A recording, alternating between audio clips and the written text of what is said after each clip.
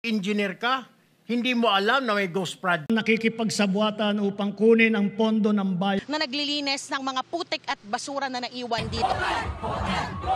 Pa kayo nag-DPWH? District engineer ka, Naglilinis. hindi mo alam. Ang Pilipinas ay nasa gitna pa rin ng issue sa flood control projects. Tutok na tutok ka ba sa isyong ito o pamilyar lamang? Gayunpaman, tara at alamin natin ang konteksto ng isyong ito. Mula taong 2022 hanggang 2024, naglaan ng bilyon-bilyong pisong pondo ang gobyerno para sa malawakang flood control projects ng Department of Works and Highways o DPWH. Fast forward sa taong 2025, dahil sa sunod-sunod na pagbaha sa nakaraang mga buwan, naging questionable ang flood control projects. Mahiya naman kayo sa inyong kapwa Pilipino. Ito na lamang naging patama ng Pangulo sa mga contractors ng proyekto sa kanyang SONA bago magtapos ang Hulyo. Matapos ang pahayag ng Pangulo, umiral ang mga aligasyon ng korupsyon, mismanagement at irregularities na may mga ulat ng ghost projects sa pagsisimula ng Agosto. Ang Senate Blue Ribbon Committee na nakatalaga sa investigasyon ng iba't ibang anomalya sa gobyerno ay naglunsad ng inisyal na investigasyon sa naturang mga aligasyon. August 11 naman noong inilabas ng Pangulong Marcos ang listahan ng mga sangkot na contractors at ang kanilang paggastos ng 100 bilyong piso mula sa initial result ng audit.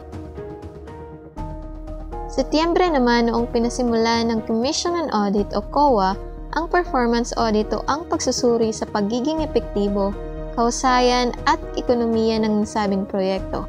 Ang Office of the Ombudsman naman ay nag-utos ng paghahain ng mga kaso laban sa mga individual at pribadong organisasyon na sangkot sa aligasyon ng irregularidad.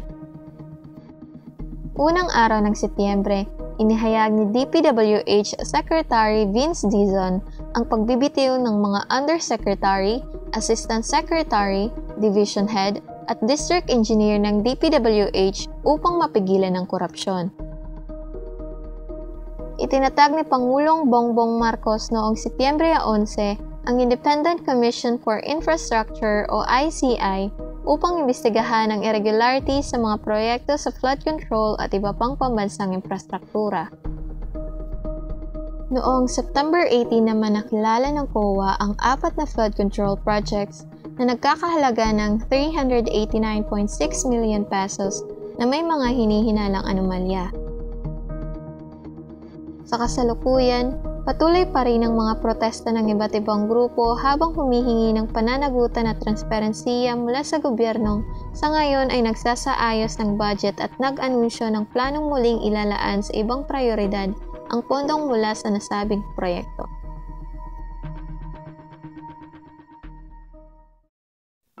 Ano nga ba ang sinasabing flood control projects? Ang flood control projects ayon sa DPWH ay mga proyektong naglalayong kontrolin at pigilan ang pagbaha sa mga komunidad at lugar na madalas na binabaha. Saan at paano naman ito makikita? Ang flood control project ay maaaring tumukoy sa pagbuo ng mga dike at flood wall,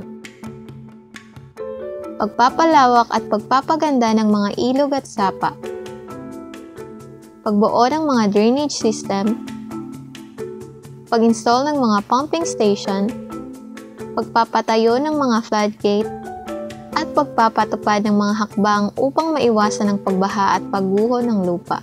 Ang mga proyektong ito ay naglalayong mabawasan at mapigilan sana ang pinsalang dulot ng pagbaha. Sana? Sana nga!